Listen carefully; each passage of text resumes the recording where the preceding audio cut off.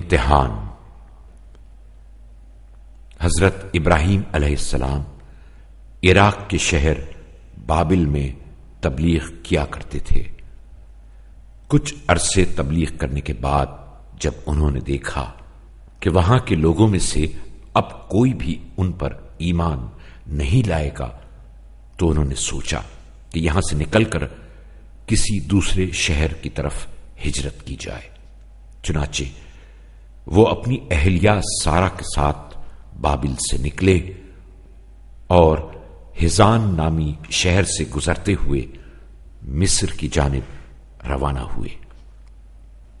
مصر کا بادشاہ حضرت ابراہیم علیہ السلام کو پہچانتا تھا، اس لیے بادشاہ نے انہیں اپنے محل میں دعوت دی اور ہاجرہ نامی اپنی ایک خادمہ حضرت سارہ کو تحفے میں دی۔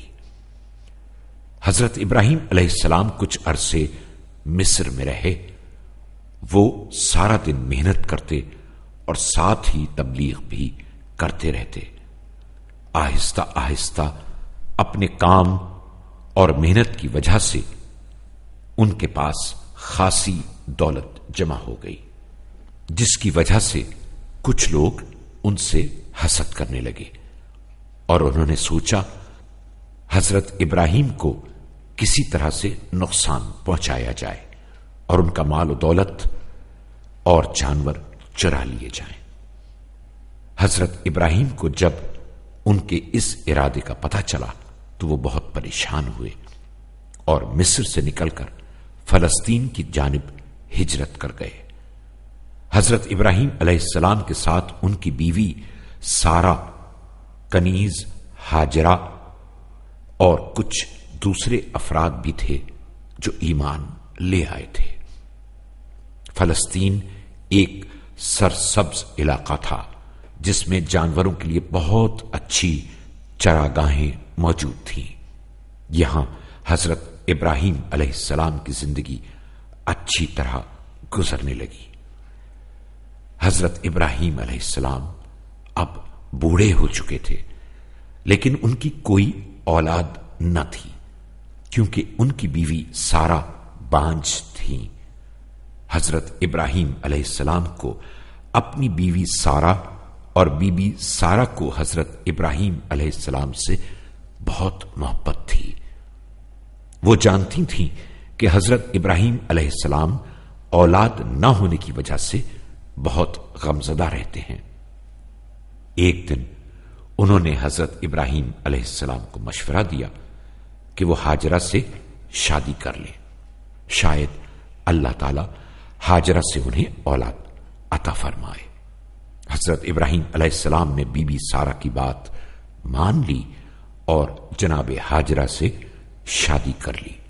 کچھ عرصے بعد خدا نے انہیں ایک خوبصورت بیٹا عطا کیا۔ حضرت ابراہیم علیہ السلام نے بچے کا نام اسماعیل رکھا۔ اب حضرت ابراہیم بہت خوش رہتے تھے، لیکن جناب سارہ چونکہ بے اولاد تھیں، اس لیے ایک دن انہوں نے حضرت ابراہیم علیہ السلام سے کہا کہ آپ ہاجرہ اور اسماعیل کو جدا کر دیں۔ اللہ تعالیٰ نے حضرت ابراہیم علیہ السلام پر وحی نازل کی کہ سارہ کی بات پر عمل کرے۔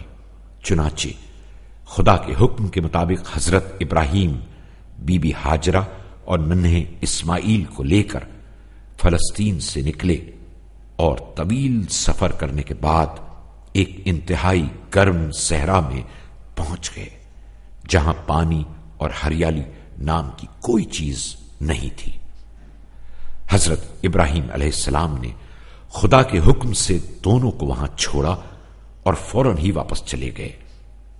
حضرت ابراہیم علیہ السلام کو واپس جاتا دیکھ کر بی بی ہاجرہ نے روتے ہوئے کہا کہ اس خوفناک جگہ پر ہمیں کس کے حوالے کر کے جا رہے ہیں؟ ہم کھانا اور پانی کے بغیر اس صحرا میں کیسے رہیں گے؟ حضرت ابراہیم علیہ السلام نے چونکہ خدا کے حکم پر عمل کیا تھا، اس لیے وہ بالکل پریشان نہ ہوئے اور فرمایا یہ خدا کا حکم ہے۔ جناب ہاجرہ کو جب معلوم ہوا کہ حضرت ابراہیم نے خدا کے حکم کے مطابق یہ کام کیا ہے تو وہ مطمئن ہو گئی اور کہا، اگر آپ یہ کام خدا کے حکم پر کر رہے ہیں تو یقیناً خدا ہماری مدد کرے گا۔ اس کے بعد حضرت ابراہیم علیہ السلام نے خدا سے دعا کی، پروردگار، میں نے اپنی ذریت میں سے کسی کو تیرے محترم مکان کے قریب بے آب و گیا وادی میں چھوڑ دیا ہے تاکہ نماز قائم کرے۔ اب تو لوگوں کے دلوں کو ان کی طرف موڑ دے اور انہیں پھلوں کا رزق عطا فرما تاکہ وہ تیرے شکر گزار بندے بن جائیں۔ اس دعا کے بعد حضرت ابراہیم علیہ السلام واپس فلسطین آ گئے۔ اب بی بی ہاجرہ اور حضرت اسماعیل اس تپتے ہوئے گرم صحرا میں تنہا رہ گئے۔ چند روز بعد ان کے پاس جو کھانا اور پانی موجود تھا وہ سب ختم ہو گیا۔ بی بی ہاجرہ بھوک اور پیاس کی وجہ سے اب بچے کو دودھ بھی نہیں پلا سکتی تھی۔ ادھر ننھے اسماعیل بھی بھوک اور پیاس کی وجہ سے مسلسل رو رہے تھے۔ پریشان ہو کر بی بی ہاجرہ نے جناب اسماعیل کو زمین پر لٹا دیا اور کھڑے ہو کر چاروں طرف نظر دوڑائی۔ کچھ دور انہیں ایک سیاہ پہاڑ نظر آیا۔ بی بی ہاجرہ دوڑتی ہوئی اس پہاڑ پر پہنچی، لیکن وہاں پانی کا نام و نشان بھی نہیں تھا۔ جناب ہاجرہ اس قدر پریشان تھیں کہ جس طرف نگاہ دوڑاتی انہیں پانی نظر آتا، اور جب وہاں پہنچتی تو ایک سراب سے زیادہ کچھ نہ ہوتا۔ ادھر جناب اسماعیل روتے ہوئے اپنی ایڑیاں سوکھی زمین پر رگڑ رہے تھے۔ اچانک معجزاتی طور پر حضرت اسماعیل کے پیروں تلے ٹھنڈے اور میٹھے پانی کا چشمہ جاری ہو گیا۔ جناب ہاجرہ نے جب دور سے یہ منظر دیکھا تو دوڑتی ہوئی بچے کے پاس پہنچی۔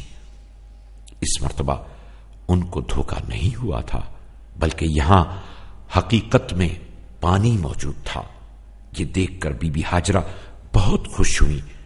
انہوں نے بچے کو گود میں اٹھا کر خود بھی پانی پیا اور ننھے اسماعیل کو بھی پلایا۔ انہوں نے اس چشمے کا نام زمزم رکھا۔ بہت جلد آسمان پر پرواز کرنے والے پرندوں نے اس چشمے کا سراغ لگا لیا اور وہاں پانی پینے کے لیے آنے لگے۔ کچھ ہی فاصلے پر عرب کے صحرا نشینوں کا ایک قبیلہ آباد تھا جس کا نام جرہم تھا۔ انہوں نے جب اس صحرا میں پرندوں کو اڑتے دیکھا تو سمجھ گئے کہ یقیناً وہاں پانی موجود ہے۔ قبیلے کے سردار نے چند لوگوں کو روانہ کیا تاکہ دیکھ کر آئیں کہ پانی موجود ہے یا نہیں۔ انہوں نے واپس آ کر قبیلے والوں کو بتایا کہ وہاں ٹھنڈے اور میٹھے پانی کا شفاف چشمہ جاری ہو گیا ہے۔ قبیلے کے افراد یہ خبر سن کر بہت خوش ہوئے اور سب نے رخت سفر باندھا اور جناب ہاجرہ کی اجازت سے چشمے کے آس پاس خیمے لگا کر وہیں رہنے لگے۔ جس وقت قبیلے والے خیمے لگا رہے تھے تو ہاجرہ کو حضرت ابراہیم علیہ السلام کی وہ دعا یاد آئی جو چاہتے وقت انہوں نے اللہ تعالی سے کی تھی۔ جناب ہاجرہ بہت خوش تھیں کیونکہ حضرت ابراہیم علیہ السلام کی دعا قبول ہو گئی تھی۔ حضرت ابراہیم علیہ السلام ہر چند مہینے بعد ہاجرہ اور اسماعیل کے پاس آتے اور ان دونوں سے مل کر جلد ہی واپس لوٹ جاتے۔ حضرت ابراہیم علیہ السلام اب کافی بوڑھے ہو چکے تھے، جبکہ حضرت اسماعیل علیہ السلام نے جوانی کی دہلیز پر قدم رکھا تھا۔ ایک روز حضرت ابراہیم علیہ السلام نے بہت ہی عجیب خواب دیکھا۔ انہوں نے دیکھا کہ وہ اپنے نوجوان بیٹے اسماعیل علیہ السلام کو ذبح کر کے انہیں قربان کر رہے ہیں۔ حضرت ابراہیم علیہ السلام اللہ کے نبی تھے وہ جانتے تھے کہ انبیاء کے خواب سچے ہوتے ہیں، اس لیے وہ غمگین ہو گئے، لیکن خدا کا حکم تسلیم کرتے تھے کیونکہ آپ کو یقین تھا کہ اللہ تعالی کے تمام احکامات مصلحت کے مطابق ہوتے ہیں۔ چنانچہ حضرت ابراہیم علیہ السلام نے سامان سفر باندھا اور بی بی ہاجرہ اور جناب اسماعیل علیہ السلام کے پاس پہنچے۔ انہوں نے اسماعیل علیہ السلام سے فرمایا، میں خواب دیکھ رہا ہوں کہ میں تمہیں ذبح کر رہا ہوں، اب تم بتاؤ کہ تمہارا کیا خیال ہے؟ حضرت ابراہیم علیہ السلام جانتے تھے کہ ان کے بابا جو کچھ کرتے ہیں وہ حکم خدا کے مطابق ہوتا ہے، اس لیے کہنے لگے، بابا جان، جو آپ کو حکم دیا جا رہا ہے اس پر عمل کریں، انشاءاللہ آپ مجھے صبر کرنے والوں میں سے پائیں گے۔ حضرت ابراہیم علیہ السلام یہ سن کر بہت خوش ہوئے کیونکہ ان کے بیٹے نے حکم خدا کو تسلیم کر لیا تھا۔ اب حضرت ابراہیم علیہ السلام نے ایک رسی اور تیز چاقو لیا اور بی بی ہاجرہ کی نگاہوں سے بہت دور اپنے بیٹے اسماعیل علیہ السلام کے ہمراہ منا کے مقام پر چلے گئے۔ وہ نہیں چاہتے تھے کہ بی بی ہاجرہ اپنے بیٹے کو ذبح ہوتے ہوئے دیکھے۔ یہاں جناب اسماعیل علیہ السلام نے اپنے بابا کو مخاطب کر کے کہا، بابا جان، میرے ہاتھ اور پاؤں باندھ دیں تاکہ میرے ہاتھ پیر ہلانے سے آپ کو پریشانی نہ ہو، میرا لباس بھی اتار دیں کیونکہ مجھے ڈر ہے کہیں میری ماں میرا خون آلود لباس دیکھ کر گریہ وزاری نہ کرنے لگے، چاقو بھی تیز کر لیں تاکہ میں آسانی سے ذبح ہو جاؤں۔ حضرت ابراہیم علیہ السلام نے فرط محبت سے اپنے بیٹے کو سینے سے لگایا اور فرمایا، بیٹا، تم خدا کا حکم بچا لانے کے لیے بہترین وسیلہ ہو۔ پھر جناب ابراہیم علیہ السلام نے بیٹے کے ہاتھ پیر رسی سے باندھے، چاقو کو تیز کیا، اپنے آنکھوں پر پٹی باندھی اور بیٹے کے گلے پر چاقو پھیرنے لگے، لیکن چاقو سے اسماعیل کا گلا نہیں کٹ رہا تھا۔